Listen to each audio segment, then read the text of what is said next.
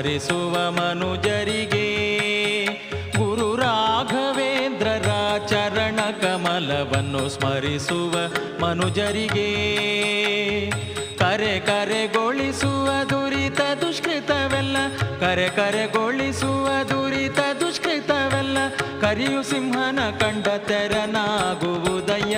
ರಾಘವೇಂದ್ರರ ಚರಣ ಕಮಲವನ್ನು ಸ್ಮರಿಸುವ ಮನುಜರಿಗೆ ಗುರು ರಾಘವೇಂದ್ರರ ಚರಣ ಕಮಲವನ್ನು ಸ್ಮರಿಸುವ ಮನುಜರಿಗೆ